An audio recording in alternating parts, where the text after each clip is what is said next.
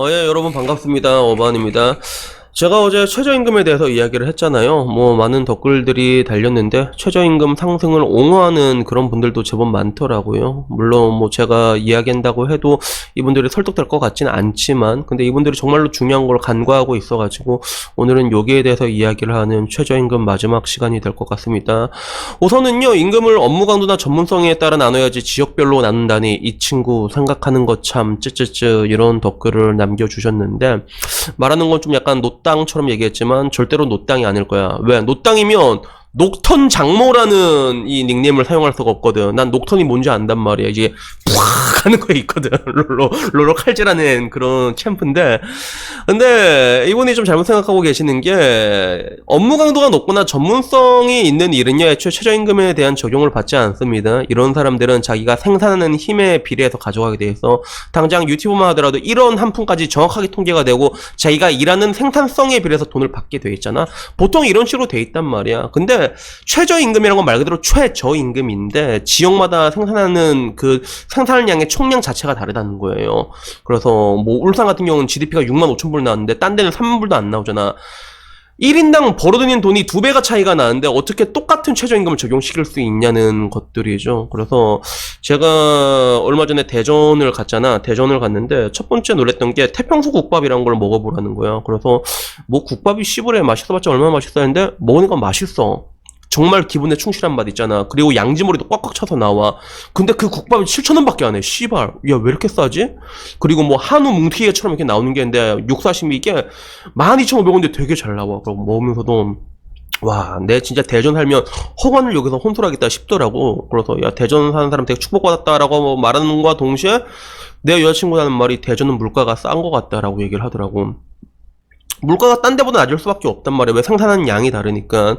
그러니까 소득이 다르고 생산량 양이 다르고 물가가 다른데 어떻게 해도 최저임금 다 똑같아야 된다고 생각하는지 잘 모르겠네요. 그래서 요건 일단은 대과할 가치가 없으니까 일단 패스하고, 그리고 또 하나의 댓글이 뭐였냐면, 최저의 시급은 오르나 안 오르나 어차피 책방 바코드 찍는 일 같은 건 기계로 다 대체된다. 그래서 시급 오르면 망한다는 같은 논리는 예전 주 5일째 하면 나라 망한다고 했는데 이 사람들 다 어디 갔냐라고 하는데, 이것도 진짜 존나 개빡대가리 같은 게, 시급이 오르나 안 오르나 언젠가는 바코드 찍는 일 같은 거 단순 노동들은 전장화로 대체가 되겠죠. 언젠가는. 근데 그 속도에 대한 차이가 어마어마하다는 거예요. 최저임금의 급격한 인상으로 얼마나 많은 일자리가 이미 증발을 했어요. 그러니까 난 그 사람들 얘기한단 말이야. 그래서 여러분들 동남아 가보시면 알겠지만, 동남아에는 식당 같은 데 가면 직원들이 오지게 많거든. 걔네들이 왜 그게 가능하냐면 인건비가 되게 싸. 그러니까 최저임금은 그런 데에서 올려야 된단 말이야. 근데 또 특이한 건 보면 이런 비슷한 나라가 또 있거든. 선진국 중에서. 그게 어디냐면 일본이 그래. 일본은 조그만 가게 직원들이 되게 많어. 그게 왜?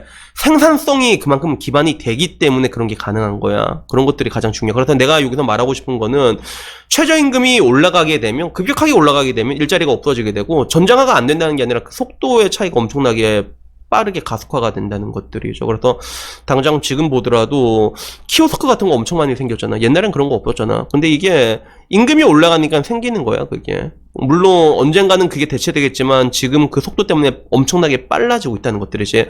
내가 반대로 말하고 싶은 게, 그러면 동남아나 이런 데서는 나중에 이런 것들이 전장화 될까? 아니야, 그런 나라는 전장화가 안 돼요. 왜? 그냥 사람 쓰고 만단 말이야. 인건비가 낮기 때문에. 이 차이가 엄청 크거든요. 요게 대해서 말하고 싶었고, 그리고 시급 오르면 망한다는 논리와 주 5일제에 대해서 얘기했는데, 아까 말했던 거랑 똑같은 거예요. 생산성이라는 거. 생산력이 굉장히 중요한데, 대한민국은 생산력이 높은 국가가 아니거든요. 우리나라는 임금이 높긴 높지. 세계 10의 경제 대국이지. 근데 문제는 노동시간도 높단 말이야. 그 높은 임금이 높은 노동시간을 기반으로 만들어진 생산력이 낮은 국가예요. 엄연히 따지면 선진국 중에서는 분명 그렇단 말이야. 그러면 이 생산력을 높여야 돼. 이게 가장 기본적인 펀더멘털이거든.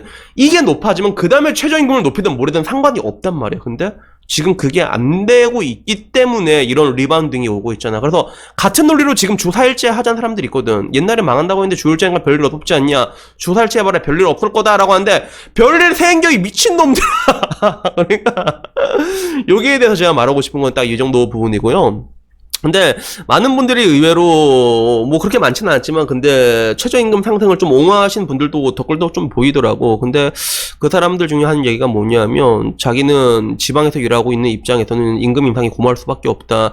이명박근혜 때랑 비교하면 훨씬 더 좋다라고 얘기를 하는 거야. 물론 자영업하는 친구들은 욕하지만 사람이란 게 자기 입장이 제일 중요한 거 아니겠습니까? 라고 얘기하는데 뭐 동감해. 사실 사람이란 동물이 뭐 나만 좋으면 심하잖아. 그래서 뭐 정치 같은 것도 굉장히 극단적인 성향을 가진 사람일수록 자기의 정치적인 성향이 정의라고 생각하는 경향이 있는데 그 정의란 것도 때로는 되게 값싼 값에 헐값에 팔려 나갈 수가 있단 말이야. 뭐 예를 들어 내가 되게 싫어하는 정치인이 나왔어. 근데 그 사람이 담배값을 옛날처럼 다시 3,000원으로 낮춰준대. 세금이 너무 비싸다. 근데 여러분이 담배 꼴초야. 그러면 여러분 그 사람 안 뽑겠냐고. 이런 부분이 그러니까 자기 입장이 제일 중요하다. 요건 내가 인정할 수 있어. 요 정도면 그래 내가 일단은 최저임금 인상했고 그 수혜를 누리고 있다. 그러면 내가 좋아졌으니까 그래도 이명박근혜 때보단 지금이 낫다라고 말하면 충분히 그럴 수 있다고 생각을 한단 말이야. 근데 문제는 나머지 사람들 일자리들이 날라갔다는 거야. 그게 그래서 코로나까지 올 필요도 없이 2019년만 보더라도 알바몬 기준으로 알바 자리가 30%가 증발을 했어. 여기서 40% 50% 되면 말 그대로 타노스 이거 아니야. 그 짧은 시간에 굉장히 많은 일자리가 증발했다는 것들이죠. 물론 카트맨 캐니님께서는 자기가 살아남기 때문에 그 꿀을 빨고 있기 때문에 만족한다 말할 수도 있지만 여기서 내가 궁극적으로 말하고 싶은 거는 최저임금이 올라서 수혜를 보는 직종들의 공통점은 약간 단순한 직종들이야. 비숙련자도 할 수 있는 것들, 단순 서비스업 이런 것들이지. 그래서 내가 제일 이해가 안 되는 게 여초 같은 데서 제일 좋아했잖아. 걔들의 일자들이 제일 많이 날라갔거든. 서비스업, 단순 서비스업 이런 거 있잖아. 여자들은 그쪽에 직종이 제일 많잖아. 그게 제일 많이 날라갔는데 거기에 일하는 애들이 제일 좋아하더라고. 그래서 나는 이 사태에 대해서 너무 궁금해가지고 어반 걸프렌드님한테 물어봤지. 이거 어떻게 생각하냐라고 말하니까 내 여자친구는 맨날 일을 했거든. 일을 좀 많이 했단 말이야. 걔네들이 일을 좀 많이 안 해서 그런 것 같아. 나도 대학교 다니고 있는데 일하는 여자들이 많이 없다고. 그래서 일을 안 했기 때문에 일자리가 날아가고 있는 걸 모르는 거다라고 얘기를 하더라고. 그게. 어떻게 보면 그게 딱 정확한 표현인 것 같아. 그래서 카트맨 캐니님도 하나는 어떻게 보면 내가 뭐 요게 끝없이 말뚝 바꿀 수 있다라고 하면 그 수혜를 받을 수가 있지만 근데 아까 말한 것처럼 최저임금이 올라가면서 가장 많이 날아간 자리는 단순 비숙련도 자리거든요. 그러니까 이게 여러분이 그 꿀을 빨 때 딴 사람들은 일자리를 잃었다라고 말하면 여러분들한테 설득이 안 될 거야. 근데 그 다음 모가지가 잘리는 게 여러분이 될 수가 있다는 것들 이게 가장 중요한 포인트야. 내가 말하고 싶은 게.